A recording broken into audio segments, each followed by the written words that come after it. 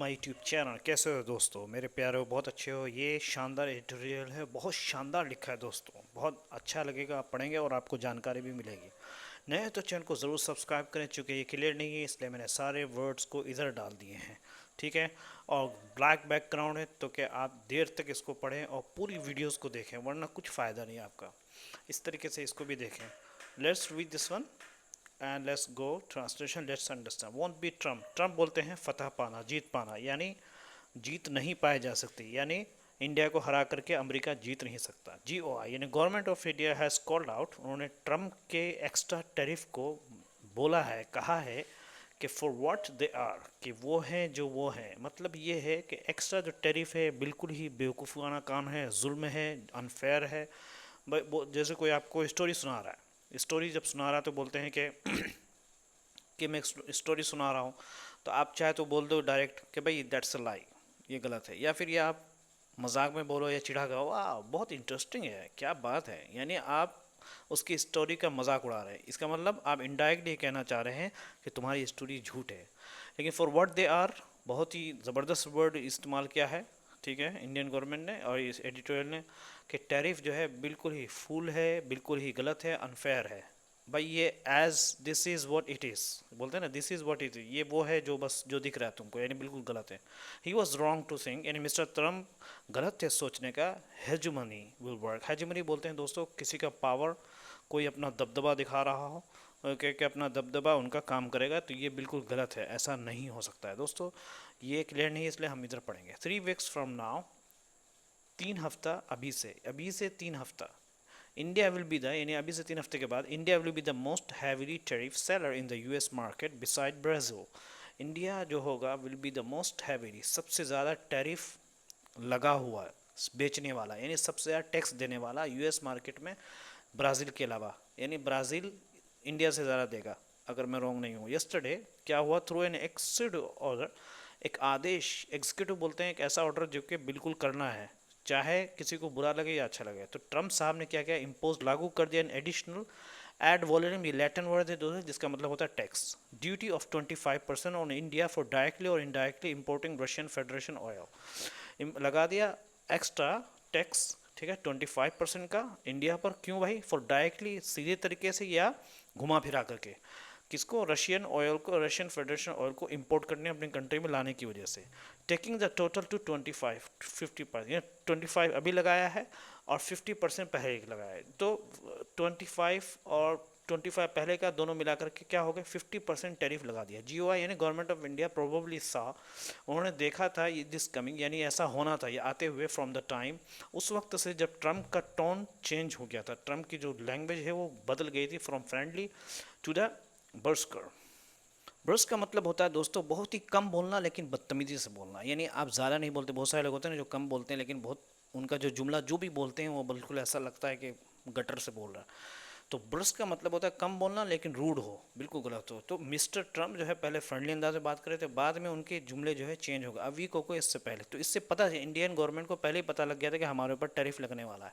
Where he had, जहां उन्होंने talked up the chances of the trade deal with India on July 8। Talked up बोलते हैं किसी चीज़ को प्रमोट करना, किसी चीज़ को बहुत ज़्यादा यानी एनर्जेटिक होकर के जो है उसके बात करना।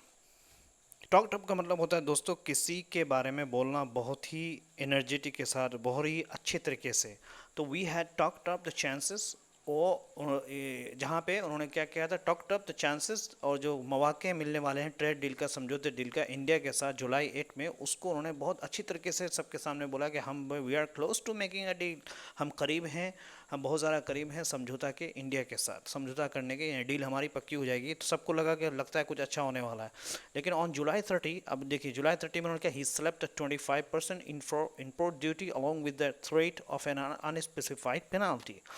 फिर जून 30 को उन्होंने क्या है कि 25% इम्पोर्ट ड्यूटी लगा दी along with the threat of, और फिर धमकी भी दी कि अनस्पेसिफाइड यानी क्या पेनल्टी देगा कुछ भी पता नहीं, और पेनल्टी भी देने की धमकी दी किन्होंने, mister Trump. Now the suspense is over, now जो सस्पेंस था भाई पेनल्टी क्या होगी वो खत्म हो गया। क्यों, इसलिए कि 50% की टैरिफ लगाती, तो गोया कि एक तरह की पेनल्टी हो गया। It is impossible to fathom Trump's logic, ये बिल्कुल नामुमकिन है, यानी पता ही नहीं चलता कि ट्रम्प का लॉजिक का सेंस क्या है। फिर हम बोलते हैं दोस्तों ऐसी बात बोलना जो कि पता नहीं चल रहा हो, है ना, फिर तुम उसको बोलते हैं। ट्रम्प की लॉजिक के पीछे का रीज़न क्या है किसी को कुछ पता नहीं है।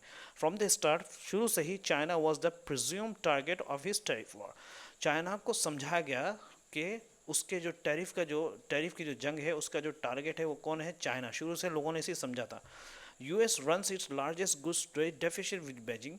यूएस ये करता है उसका सबसे बड़ा जो सामान का जो बिजनेस है डेफिसिट विद बीजिंग, यानी डेफिसिट ट्रेड डेफिसिट बोलते हैं दोस्तों, ट्रेड में जो घाटा हुआ बीजिंग के साथ हुआ है। किसके साथ, चाइना के साथ। वो $29 बिलियन, 295 बिलियन 24 में के करीब इन्होंने एट वन पॉइंट एक ऐसे मौके पे ऐसा लगा कि Trump raise the tariffs on China, कि ट्रम्प ने जो है चाइना के ऊपर टैरिफ कर दिया था टू 145%, बट चाइना रिटालिएशन, लेकिन चाइना का दोबारा जो है पलटवार with rare earth supply freeze. Rare earth दोस्तों बोलते हैं जिसको, रेयर अर्थ बोलते हैं दोस्तों खनिज।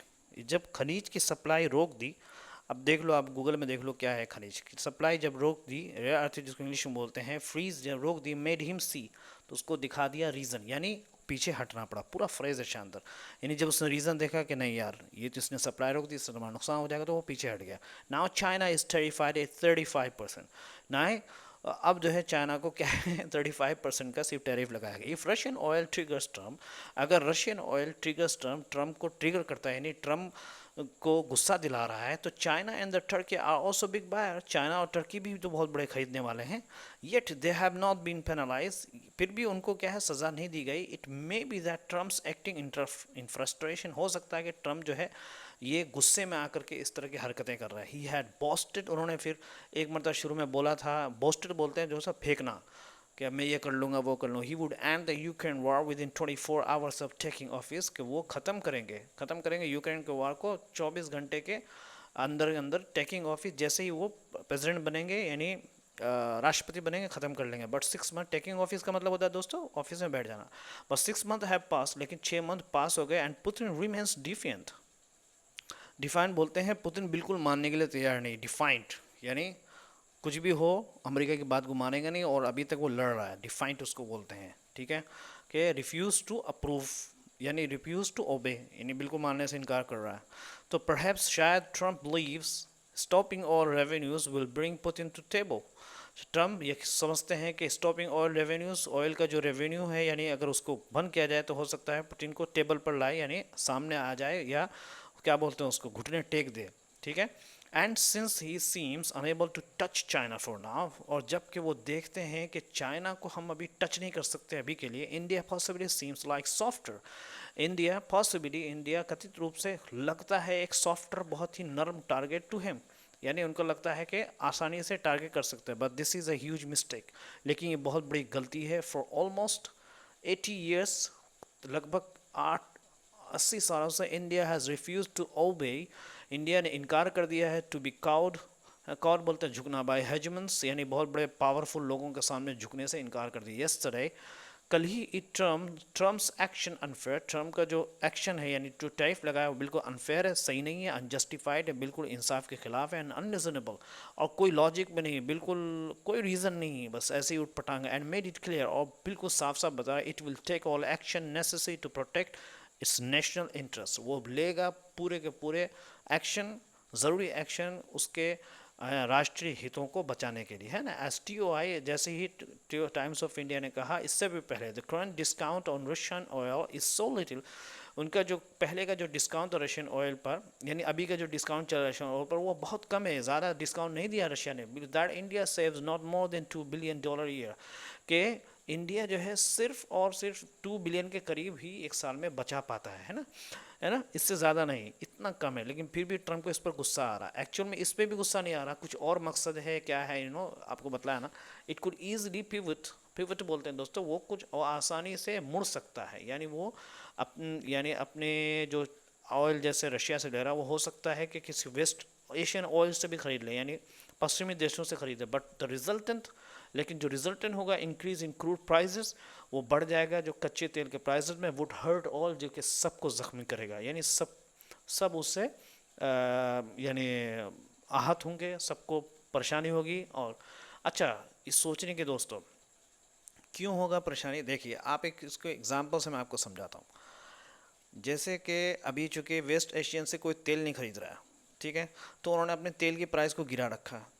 लेकिन जब वो देखेगा कि इंडिया जैसी इतनी बड़ी कंट्री तेल खरीद रही है, तो अपनी प्राइस को बढ़ाएगा। जब अपनी प्राइस को बढ़ाएगा तो जितने भी कंट्री है सबकी प्राइस बढ़ जाएगी। जब तेल का प्राइस बढ़ेगा तो ऑफ कोर्स जो है, जब चीज़ों की भी प्राइस बढ़ेगी, क्योंकि मोटर में जो आप, भाई जैसे हमारा तेल का प्राइस बढ़ता है तो हमारे पैसे भी ज़्यादा जाते हैं। पैसे भी ज़्यादा जाते हैं तो हर चीज़ में कीमतें बढ़ने लगती हैं, तो इवन यूएस को भी हर्ट होने लगेगा। तो अभी वेस्ट एशियन ऑयल की उतनी क्या है बोलते हैं, उतना कोई उसको भाव नहीं दे रहा है, इसलिए तेल सस्ते में बिक रहा है। जहाँ इंडिया ने खरीदना शुरू किया तो सबका प्राइस अप हो जाएगा और सबको नुकसान होगा। समझ में आ रहा? Besides if India chooses to put, इसके अलावा अगर इंडिया चयन करता है पिवट यानी ट्विस्ट यानी चेंज करने का, it won't hurt, it won't be on Trump's term, वो ट्रम्प के टर्म से नहीं होगा, ट्रम्प जैसा चाहेंगे वैसा नहीं होगा। वाल नेगोशिएशंस, जबकि बातचीत यूएस के साथ विल कंटिन्यू जारी रहेगी। इंडियन एक्सपोर्टर्स, जो इंडिया के एक्सपोर्ट करने वाले हैं, आर अंडर प्रेशर, वो प्रेशर में दबाव में है। So deals with other countries must be prioritize, तो फिर समझौता दूसरी कंट्री के साथ मस्ट बी प्रायोरिटाइज, बिल्कुल ये पहली प्रायोरिटी होनी चाहिए, पहली तरजीह होनी चाहिए कि पहले ये काम किया जाए। इंडिया शुड ऑल्सो, क्यों? इसलिए कि इंडियन गवर्नमेंट को क्या नाम है, अपनी नेशनल इंटरेस्ट से बड़ी मोहब्बत है। वो तो आपको पता है कितनी मोहब्बत है दोस्तों। India should also look beyond good export, India को देखना चाहिए अपने गुड्स को एक्सपोर्ट करने का इससे ऊपर, यानी सिर्फ यूएस में अपने सामान को ना भेजे, कहीं और भी देखना चाहिए, और दूसरे सेक्टर में भी देखना। टूरिज्म पे for example to increase forex earning, forex यानी बाहर की जो अर्निंग्स है उसको बढ़ाने के लिए टूरिस्ट पे भी ध्यान देना चाहिए, टूरिज्म पे भी ध्यान देना चाहिए। फॉर इंस्टेंस अगर टूरिज्म पे ध्यान जा सकता है और दूसरी कंट्री में हमारी जो है प्रोडक्ट्स जाते हैं, तो उससे हो सकता है कि जो यूएस अगर जो प्रोडक्ट नहीं जा रहा है तो हम दूसरी कंट्री से ज़्यादा कमा सकते हैं। दोस्तों, नए हो तो चैनल को ज़रूर सब्सक्राइब करो और वीडियो को बार बार देखो, तभी आपको समझ में आएगा। Have a good day and see you.